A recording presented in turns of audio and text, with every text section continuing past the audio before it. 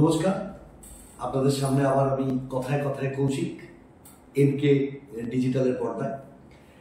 দেখুন, আজকে যে বিষয়টা নিয়ে আপনাদের সঙ্গে কথা বলবো সেটা মূলত বাংলার শিল্প সম্ভাবনা এবং শিল্প সংক্রান্ত যেসব কথা বিরোধীরা বারবার প্রশ্ন তুলে থাকে, সেই সমস্ত কথা আজকে আপনাদের সঙ্গে আলোচনা করবো আমার এই প্রতিবেদনে।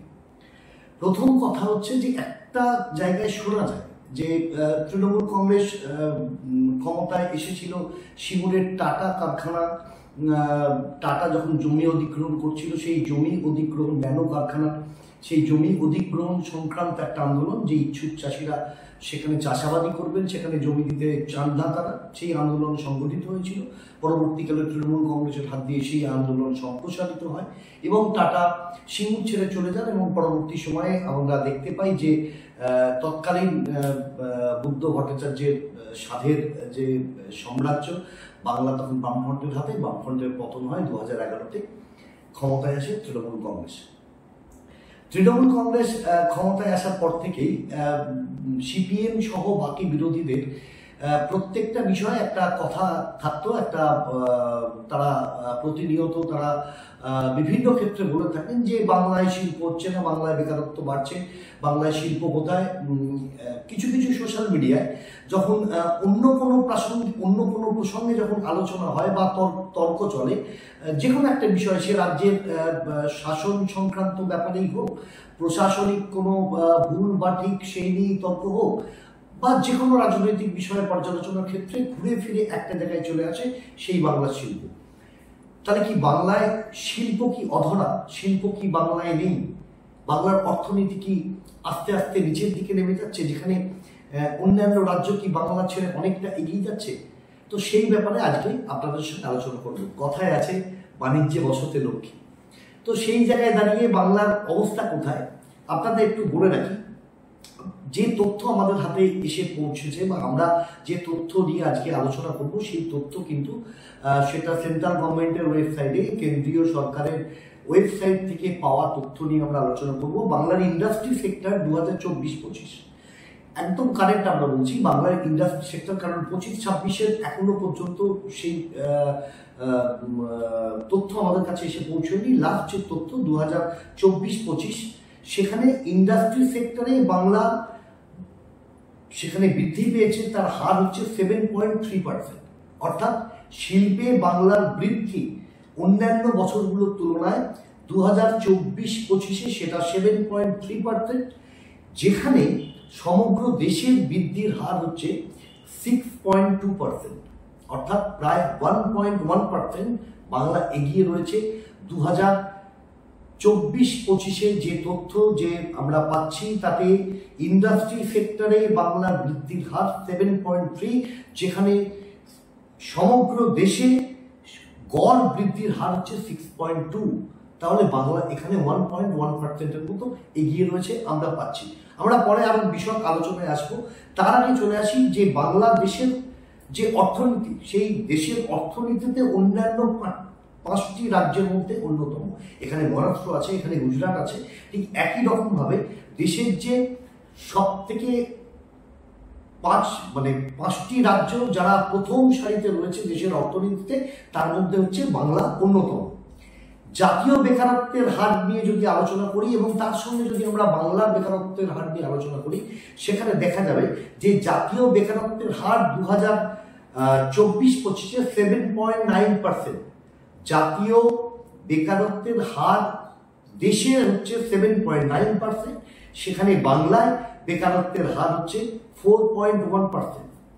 এবং বাংলায় এই বছরে 2024-25-এ 40% বেকারত্বের হার কমেছে। অর্থাৎ বেকারত্ব কমেছে 40%, সেটা বাংলায়। এই যে তথ্যগুলো আমরা বললাম, সেগুলো সবটাই কেন্দ্রীয় সরকারের ওয়েবসাইট থেকে পাওয়া তথ্যের ভিত্তিতে আপনাদের সামনে ব্যাপারগুলো নিয়ে আসছে। এবার যদি আমরা বলতে শুরু করি যে বাংলা ঠিক কোন জায়গায় দাঁড়িয়ে আছে শিল্পে, বাংলার শিল্পের বিনিয়োগ ঠিক কোন জায়গায় দাঁড়িয়ে আছে, বাংলার সরকার শিল্পকে নিয়ে ঠিক কি ভাবছে, সে ব্যাপারে আপনাদের প্রথমে কথা বলতে গেলেই কতগুলো পুরনো কথা চলে আসে।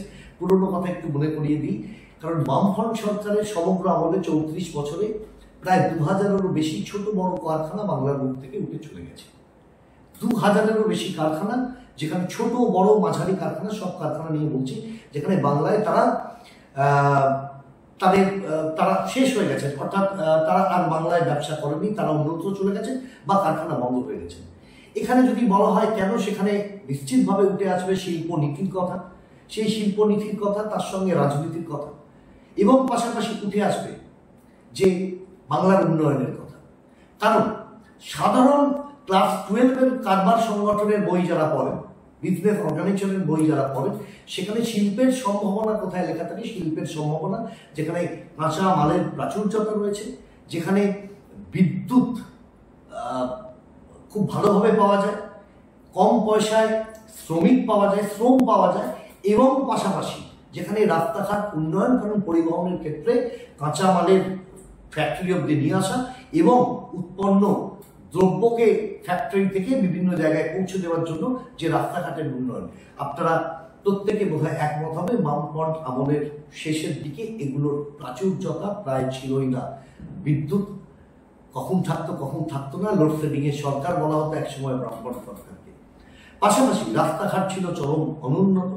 রাস্তাঘাট এখনকার বর্তমান সরকারের রাস্তাঘাট যেভাবে উন্নত হয়েছে, রাস্তাঘাট যেভাবে হয়েছে, নতুন পরিকল্পনা, নতুন রাস্তা যেভাবে তৈরি হয়েছে, সেই সরকারের আমলে সেই ধরনের রাস্তা তারা তৈরি করতে পারেননি। পাশাপাশি রাজনীতি, কারণ ইউনিয়নের প্রেশার আপনারা সব জায়গায় দেখেছেন, কিছু হলেই লাল ঝান্ডা কাঁধে নিয়ে তারা গিয়ে বন্ধ। আজকে বন্ধের রাজনীতি কিন্তু বাংলায় নেই। আজকে সেই সব দিক থেকে বাংলা অনেক এগিয়ে রয়েছে। এছাড়া শিল্পনীতি নিয়ে নিশ্চিতভাবে আসবো আপনাদের সামনে। তার আগে একটা ছোট্ট বিজ্ঞাপন বিরতির পর আবার ফিরে আসছি, সঙ্গে থাকুন। Welcome to the world of civil business. A Bengali business personality and the most successful business group, Roy Construction Group of companies, now coming Sarib, West Bengal. Mr. Anup Roy, the managing director of the Roy Construction Group company, ready to serve his native land, the mother Bengal.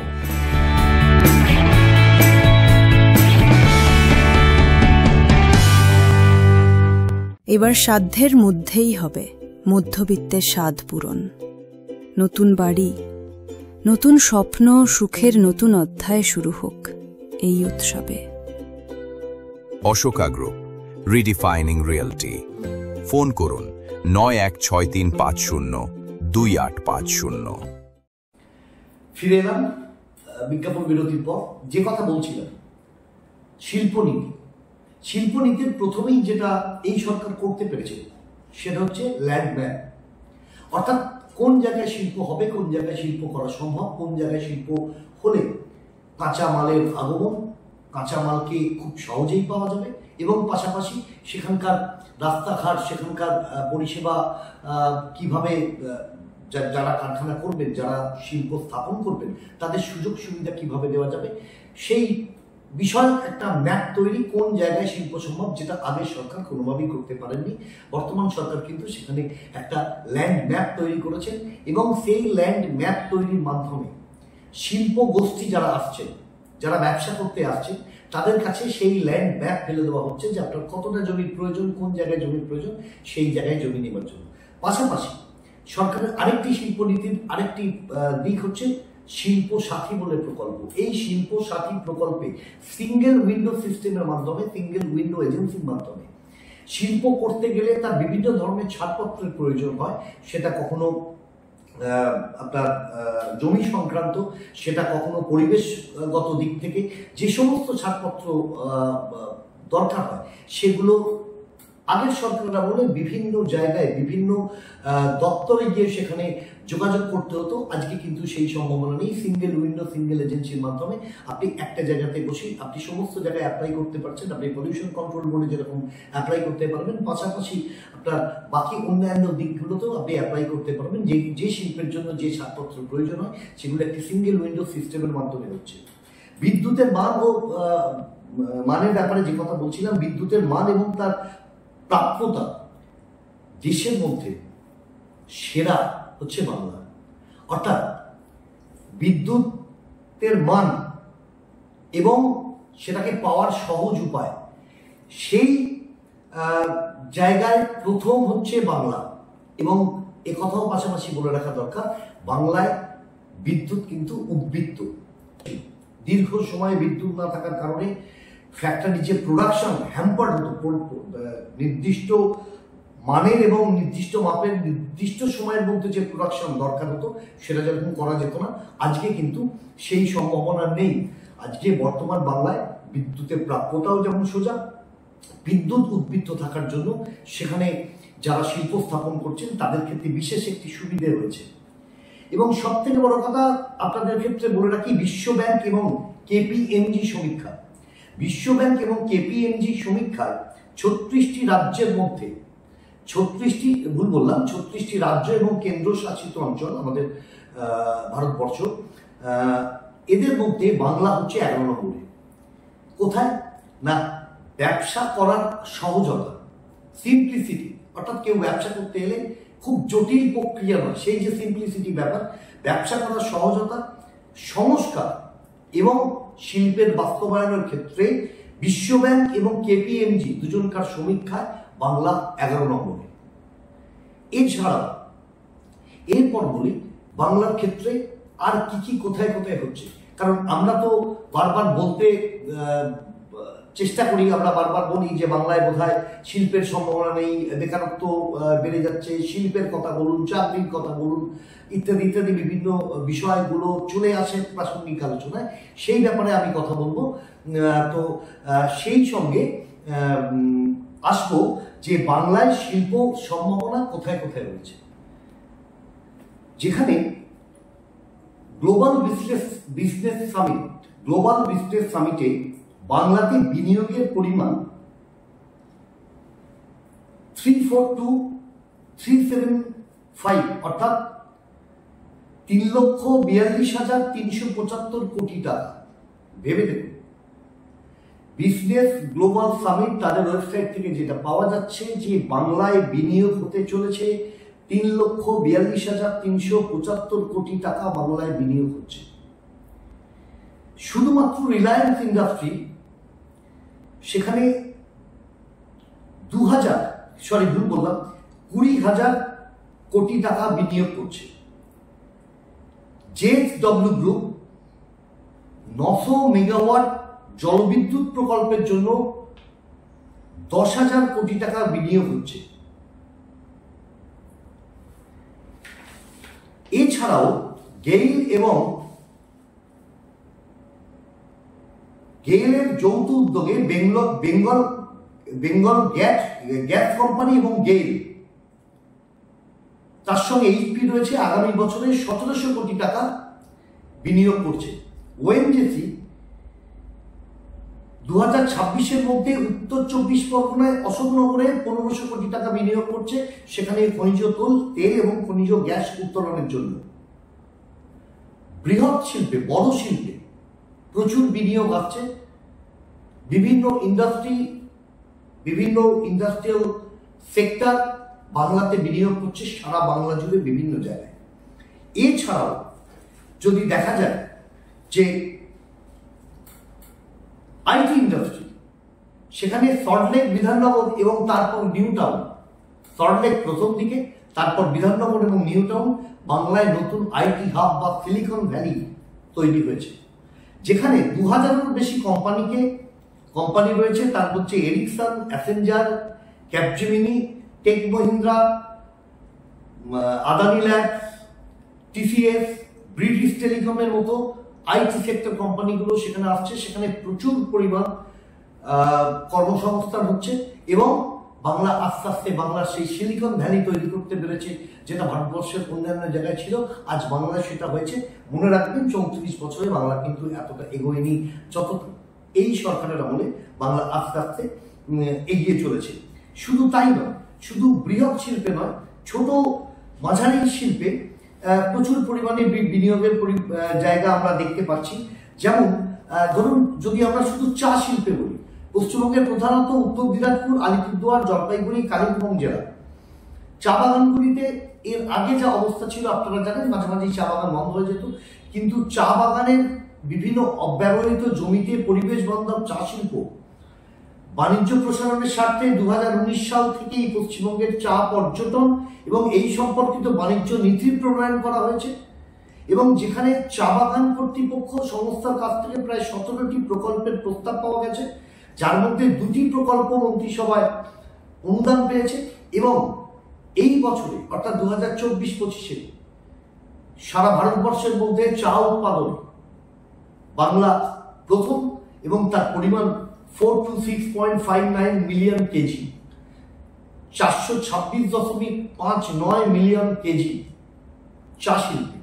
শুধু চা শিল্প নয়, চা শিল্প ছাড়াও আপনারা ক্ষুদ্র মাঝারি শিল্পে প্রচুর জায়গা দেখবেন। রাজ্যে ক্ষুদ্র এবং মাঝারি শিল্প দেশের মধ্যে অন্যতম সেরা। 90 লক্ষ ক্ষুদ্র এবং মাঝারি ইউনিট রয়েছে পশ্চিমবঙ্গের।